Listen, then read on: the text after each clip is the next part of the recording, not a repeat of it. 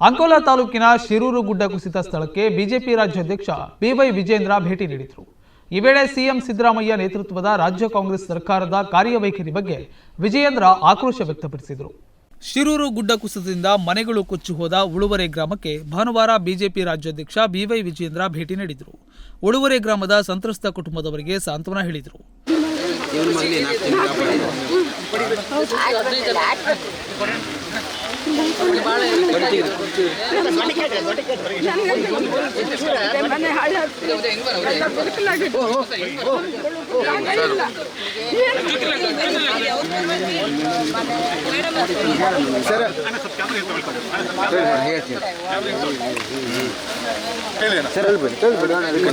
Madam ನಮ್ದು ಇದೊಂದು ಬಂಡ್ ಮಾಡೋಕಂತ ನಮ್ದು ಇಷ್ಟು ಕುಟುಂಬ ಉಳಿತು. ಏನೂ ಇಲ್ಲ, ಇಲ್ಲೆಲ್ಲ ಬರೀ ಕಡೆ ಹೋಗ್ತೈತಿ. ಇದಷ್ಟು ಮನೆಯೆಲ್ಲ ಚೊಕ್ಕೊಂಡು ಆ ಕಡೆ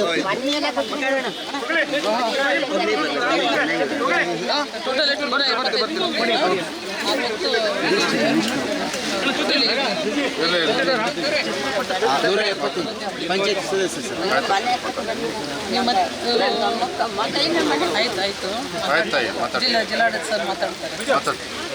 ಸದ್ಯ ನಡೆಯುತ್ತಿರುವ ರಸ್ತೆ ತೆರವು ಕಾರ್ಯಾಚರಣೆ, ಪರಿಹಾರ ಕಾರ್ಯಗಳನ್ನು ಚುರುಕುಗೊಳಿಸಿ ಈ ಅನಿರೀಕ್ಷಿತ ದುರ್ಘಟನೆಯಲ್ಲಿ ಜೀವ ಕಳೆದುಕೊಂಡ ಕುಟುಂಬಗಳಿಗೆ, ಮನೆ ಹಾನಿಗೊಳಗಾದವರಿಗೆ ಹಾಗೂ ಸೂರು ಕಳೆದುಕೊಂಡವರಿಗೆ ತಡ ಮಾಡದೆ ತಕ್ಷಣ ಸೂಕ್ತ ಹಾಗೂ ಶಾಶ್ವತ ಪರಿಹಾರ ಒದಗಿಸಲು ರಾಜ್ಯ ಸರ್ಕಾರವನ್ನು ಆಗ್ರಹಿಸುತ್ತೇನೆ ಎಂದು ಹೇಳಿದರು.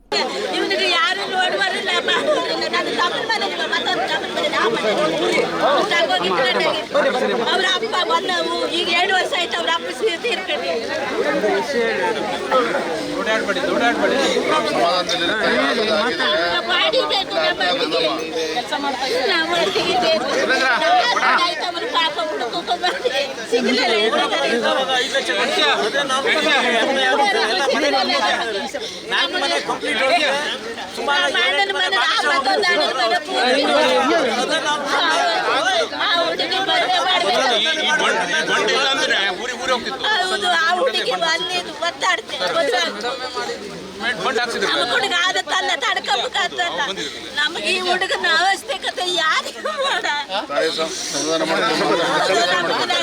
ನಾನು ಆ ಊರಿಂದ ಬಂದು ಇಲ್ಲಿ ಇವನು ನೋಡಿ ಪರಿಸ್ಥಿತಿ. ತಾಯಿ ಹುಡುಕೊಡಿ ಅಂತ ಎಲ್ಲಿ ಹುಡುಕೋದು ನಾವು? ಅವನ ತಾಯಿ ಅಧಿಕಾರಿಗಳು ಯಾರು ಇಲ್ಲ. ನನ್ನ ತಮ್ಮನ ಮನೇಲಿ.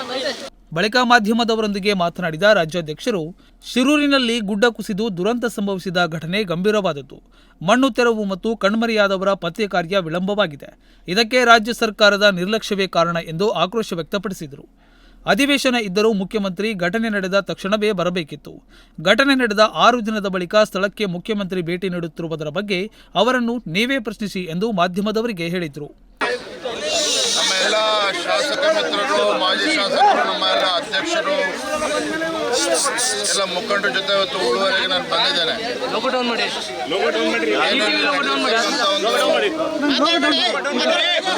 ನಡೆದಿದೆ. ಪಾಪ ಎಲ್ಲ ಬಡವರು ಮನೆ ಕಳೆದುಕೊಂಡಿದ್ದಾರೆ, ಪ್ರಾಣ ಹಾನಿಯಾಗಿದೆ. ಇವತ್ತೆಲ್ಲ ಪಾಪ ಕಣ್ಣೀರು ಹಾಕ್ತಾ ಇದ್ದಾರೆ. ಉಳಿದಿರ್ತಕ್ಕಂಥ ಮನೆಯಲ್ಲೂ ಕೂಡ ಬಡವರು ಪಾಪ ಅಲ್ಲಿ ವಾಸ ಮಾಡ್ತಕ್ಕಂಥ ಒಂದು ವಾತಾವರಣ ಇಲ್ಲ. ಯಾಕಂದ್ರೆ ಎಲ್ಲರೂ ಕೂಡ ಭಯಭೀತರಾಗಿದ್ದಾರೆ. ಮಾಜಿ ಶಾಸಕರು ಹೇಳ್ತಾ ಇದ್ರು, ಹಿಂದೆ ಯಡಿಯೂರಪ್ಪನವರು ಮುಖ್ಯಮಂತ್ರಿಗಳಿದ್ದಾಗ 12 ಕೋಟಿ ರೂಪಾಯಿ ಅನುದಾನದಲ್ಲಿ ಇನ್ನೇನು ತಡೆಗೋಡೆ ಕಟ್ತಕ್ಕಂಥ ಕೆಲಸ ಮಾಡಿದ್ರು. ಅದರಿಂದ ಈ ಉಳಿದಿರ್ತಕ್ಕಂಥ ಮನೆಗಳೇನು ಕಾಣ್ತಾ ಇದೆ, ಉಳ್ಕೊಂಡಿದೆ, ಅದು ಕೂಡ ಕೊಂಚ ಹೋಗ್ತಾ ಇತ್ತು. ನಾನು ರಾಜ್ಯ ಸರ್ಕಾರಕ್ಕೆ ಆಗ್ರಹವನ್ನು ಮಾಡ್ತೇನೆ, ಮಾನ್ಯ ಮುಖ್ಯಮಂತ್ರಿಗಳನ್ನ ಆಗ್ರಹವನ್ನು ಮಾಡ್ತೇನೆ. ಪರಿಹಾರ ಕೊಡ್ತಕ್ಕಂಥದ್ದು ಒಂದು ಕಡೆ, ತತ್ಕ್ಷಣ ಪರಿಹಾರನ ಕೊಡಬೇಕು. ಜೊತೆಲಿ ಇವತ್ತೇನು ಜನ ಭಯಭೀತರಾಗಿದ್ದಾರೆ, ನಮ್ಮ ತಾಯಂದ್ರು ಏನು ಭಯಭೀತರಾಗಿದ್ದಾರೆ, ಅವರಿಗೆ ಶಾಶ್ವತವಾಗಿರ್ತಕ್ಕಂಥ ಒಂದು ನೆಲೆ, ಒಂದು ಸೂರ್ಯತ್ತು ಕಲ್ಪಿಸಿಕೊಡ್ಬೇಕಾಗಿದೆ. ಇದು ಬಹಳ ಕರ್ತವ್ಯ ಆಗಬೇಕಾಗಿದೆ. ನಾನು ಮಾನ್ಯ ಮುಖ್ಯಮಂತ್ರಿಗಳಿಗೆ ಆಗ್ರಹವನ್ನು ಮಾಡ್ತೇನೆ. ಇವತ್ತು ಅವರು ಕೂಡ ಬರ್ತಾ ಇದ್ದಾರೆ, ಮಾನ್ಯ ಮುಖ್ಯಮಂತ್ರಿ ಕೂಡ ಬರ್ತಾ ಇದ್ದಾರೆ. ಒಂದು ದಿನನೂ ಕೂಡ ತಡ ಮಾಡ್ದೇನೆ ಈ ಒಂದು ಸಂಕಷ್ಟಕ್ಕೀಡಾಗಿರ್ತಕ್ಕಂಥ ಬಡ ಕುಟುಂಬಗಳಿಗೆ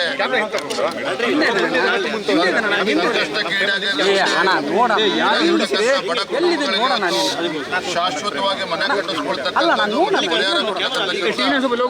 ಮಾಡಬೇಕು ಅಂತ ಆಗ್ರಹ. ಈಗಾಗಲೇ ನಮ್ಮ ಸಂಸದರು ಕೂಡ ವಿಶ್ವೇಶ್ವರ ಹೆಗಡೆ ಕಾಗೇರಿ ಜೊತೆ ಕೂಡ ನಾನು ಮಾತನಾಡಿದೆ.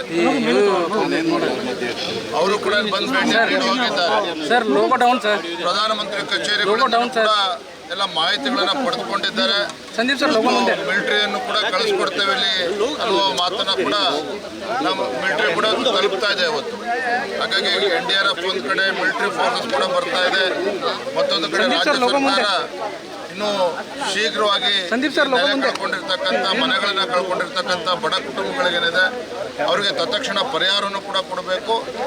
ತತ್ಕ್ಷಣ ಅವ್ರಿಗೆ ಬದಲಾದ ಒಂದು ನಿವೇಶನ ಎಲ್ಲವನ್ನು ಕೂಡ ರಾಜ್ಯ ಸರ್ಕಾರ ಕೊಡಬೇಕಾಗ್ತದೆ. ಬಾಡಿ ಇನ್ನೂ ಕೂಡ ಹುಡುಕ್ತಾ ಇದ್ದಾರೆ, ಎಲ್ಲ NDR ಎಲ್ಲ ತಂಡ ಹುಡುಕ್ತಾ ಇದ್ದಾರೆ. ಹಾಗಾಗಿ ನಾನು ಮಾನ್ಯ ಮುಖ್ಯಮಂತ್ರಿಗಳ ಆಗ್ರಹವನ್ನು ಕೂಡ ನಾನು ಮಾಡ್ತಾ ಇದ್ದೆ. ಸರ್, ಈಗ ಕೇಂದ್ರ ಸರ್ಕಾರ ಆಗ್ತಾರಂತ ಕಾಮಗಾರಿಗಳು IRB ಕಂಪನಿ ಇಂಥದ್ರಲ್ಲಿ ಇವತ್ತು ಕಳಪೆ ಕಾಮಗಾರಿಗಳಾಗಿದ್ದಾವೆ. ನೋಡಿ, ಕಳಪೆ ಕಾಮಗಾರಿ ಏನೇನು ಆರೋಪಗಳು ಬರ್ತಾ ಇದೆ, ಕೇಳ್ತಾ ಇದ್ದೇವೆ, ಅದನ್ನು ಚರ್ಚೆ ಮಾಡೋದಕ್ಕೆ ಸಮಯ ಇದೆ. ಆದರೆ ಈ ಸಂದರ್ಭ ಇರ್ತಕ್ಕಂಥದ್ದು ಪಾಪ ಬಡವರು ನೀವೇ ನೋಡಿದ್ರೆ ಯಾವ ರೀತಿ ಕಣ್ಣೀರು ಹಾಕ್ತಾರೆ ತಾಯಂದ್ರೆಲ್ಲ. ಈ ತತ್ಕ್ಷಣ ಅವ್ರಿಗೆ ಅವರ ಸಮಸ್ಯೆಗೆ ಸ್ಪಂದನೆ ಮಾಡ್ತಕ್ಕಂಥದ್ದು ಆದ್ಯ ಕರ್ತವ್ಯ ಇದೆ. ಹಾಗಾಗಿ ಈಗಾಗಲೇ ನಮ್ಮ MP ಅವರು ಕೇಂದ್ರದಲ್ಲೂ ಕೂಡ ಅದನ್ನು ಚರ್ಚೆಯನ್ನು ಮಾಡ್ತಾರೆ.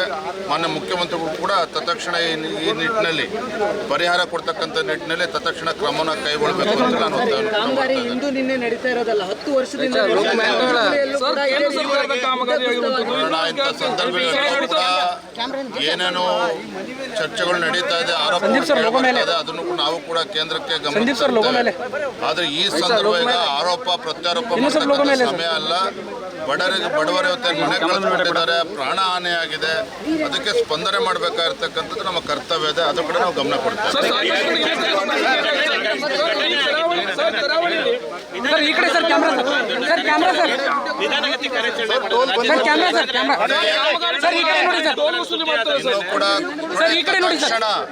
ತತ್ಕ್ಷಣ ಕಾರ್ಯಾಚರಣೆಗೆ ಇಳಿಬೇಕಾಗಿತ್ತು. ರಾಜ್ಯ ಸರ್ಕಾರದ ಕಡೆಯಿಂದ ತಡ ಆಗಿದೆ.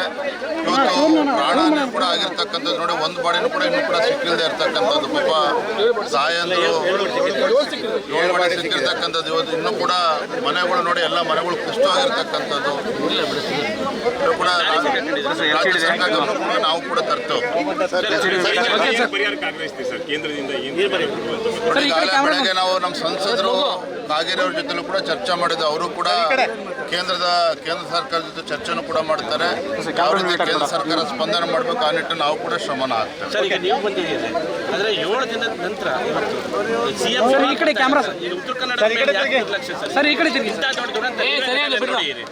ನೋಡಿ, ಏನೇ ಅಧಿವೇಶನ ನಡೀತಾ ಇದ್ರು ಕೂಡ ರಾಜ್ಯದ ಮುಖ್ಯಮಂತ್ರಿಗಳು ತತ್ಕ್ಷಣ ಇಲ್ಲಿ ಧಾವಿಸಬೇಕಾಗಿತ್ತು.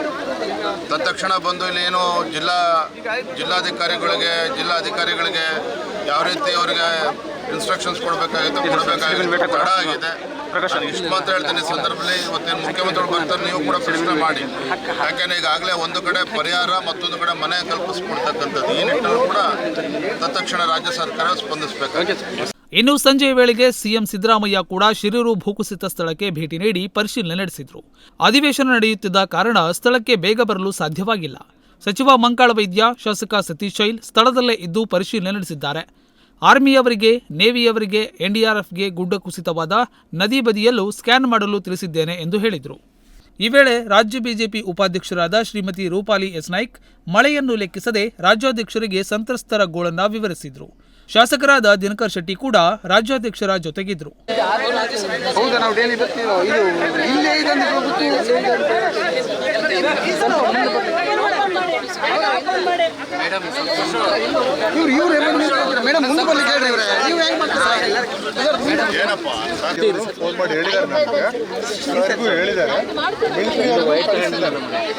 ರಾಜೇಶ್ ಜೊತೆಗೆ ವಿಶ್ವ, ನುಡಿಸಿರಿ ನ್ಯೂಸ್, ಅಂಕೋಲಾ.